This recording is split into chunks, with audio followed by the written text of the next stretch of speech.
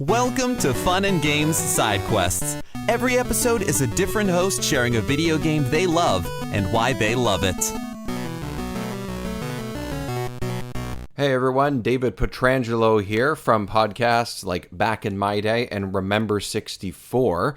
Back in My Day is something I've been doing with myself and a bunch of friends off and on for the last 4 years. We cover anything from our childhood that would be nerdy, from TV, movies, video games, comics. And we also take stops along the way to talk about newer things like MCU movies and TV shows, new Star Wars movies and TV shows. Yes, lots of Disney talk as well. But, it's fun to have a good mix, and all of that stuff in the end does relate back to our childhood, so we try to have a fun time with that. Episodes are out every Tuesday. You can find that at Back in My Day. And also Remember 64, a newer venture that I have with myself and Luigi's apartment. We go through the N64 library. We're now just over a dozen episodes in, and lots of fun stuff still coming up, so you can check that out there. Really, though, this time, right now, I'm going to be talking about an indie game, something that is just over 10 years old now and is honestly the reason why I love indie games, the reason why they are usually my favorite games of the year after year, I think pretty much since this game came out. This is Bithell Games and Mike Bithell's Thomas Was Alone. Now, Thomas Was Alone is one of the first indie games to really have a smash hit, I would say, or at least be a little bit more well-known. Between then and now, I would say that Bithell Games has had a decent amount of titles that have been big hits. Solitaire Conspiracy came out just a couple years ago. John Wick Hex was another one. And also, if you haven't played them, the Subsurface Circular and Quarantine Circular games are all great. Now, these are all basically text-based or very simple puzzle games with really, really great writing, music, and characters. Thomas Was Alone, still to this day, for me, is top of the list for this. There's no question why it won BAFTA awards and Game of the Year awards, and it was an accolade, has won a bunch of accolades over the years. Thomas Was Alone is excellent. I'll read a little bit about what the gameplay is if you haven't played it or seen it. It takes place within a computer mainframe, and you begin as an event happens, and you are Thomas. You're just a little square on a very minimalistic looking world and plane.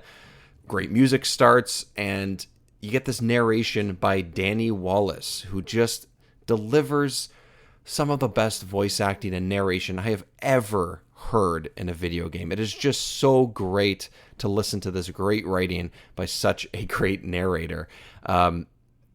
Just find a clip of the first stage or two, and you'll get a sense of what the atmosphere is based on the music, the look, and the narration of Thomas Was Alone. Essentially, you are these different shapes within this mainframe, different AI, and as you go along, you'll have a larger square, smaller square, you'll have a tall rectangle. All of these have names. All of these jump different, move different speeds, and you have to use them together, switching between them level to level. There are 100 levels, actually, and you can solve puzzles and get from one end of the level to another. All of this is happening while the narrator is essentially telling you what Thomas and his eventual friends are feeling, are doing, are acting like, and what it means to go through this AI event within this computer mainframe.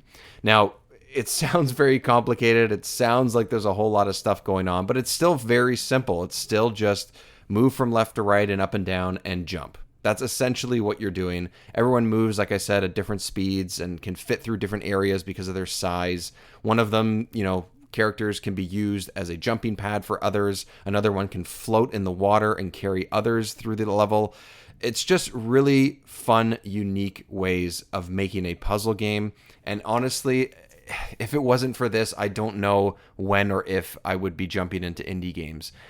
Mike Bithell and Bithell Games has made so many great indie games over the years, and every time there's a new release, it is a day one purchase for me. And that really is honestly because of this game. Now, if you haven't played it before, I highly, highly recommend it. As you can tell, I really enjoy it. But I would say that, you can find it on pretty much every platform now. I even think it's on handhelds. It works in any form, and it's, at this point over 10 years old. You could probably find it really cheap.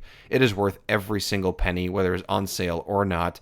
Thomas Was Alone is one of my favorite games of all time, and I can't recommend it enough. It just has so much charming personality. It means so much to me when I just put on this soundtrack and just hear the first couple of notes. It's a very, very cool soundtrack and something that sets the mood and the atmosphere, just like a lot of really great indie games do, and really games in general. I do think that score and atmosphere in games is just highly underrated sometimes, and it's just, this is one of the ones that really sets the tone, just like a Metroid game would. You get that extra feel not only from what you're seeing but what you're hearing, and that really evokes a lot of emotion. And Thomas Was Alone is right there. This began as a Flash game in 2010 and then turned into this huge indie hit, and one of the reasons why Bithell has created so many great games and been able to create so many great games since then. So I'll say it again, Thomas Was Alone, highly, highly recommended. One of my favorite games of all time and one of the best indies of all time, in my opinion. Simple. A lot of stuff is more complicated under the hood, and I love how that happens. It gives you 100 chances, 100 levels to develop a relationship with shapes. It's shapes. Those are these characters. You have John, Claire, Laura, Thomas, Chris. These are all characters in this that, you don't expect it to be anything. You just expect it to be shapes. You're going to find your way through levels, and you're just going to go from one end to the other. But you actually care about these characters. You actually want to hear the story. You want to hear Danny Wallace tell you what they're feeling, what they're saying, what's going on, and what you're going to do next. It's a game that starts and ends and has a full story, but if there's ever another Thomas Was Alone, it is going to probably be one of my favorite games of all time again. So if anyone hasn't played it, Thomas Was Alone, highly recommend it. Find it on pretty much every platform at this point. And if you want to hear more from me or more of the great friends and episodes that I'm doing, you can find me on Back in My Day on your podcast feed, or at DayBackIn on Twitter or Instagram. And Remember64 you can find on your podcast feed as well, and at Remember64 Show across Twitter, Instagram, and even where apparently all the cool kids are, on TikTok nowadays. So doing some fun stuff there as well. Thanks everyone for listening to my spiel about one of my favorite games of all time. You may have heard that I enjoy Thomas Was Alone. I hope you do too. If you haven't played it yet, or if you have in the past, you can always let me know what you thought of it too. I think it's a great game.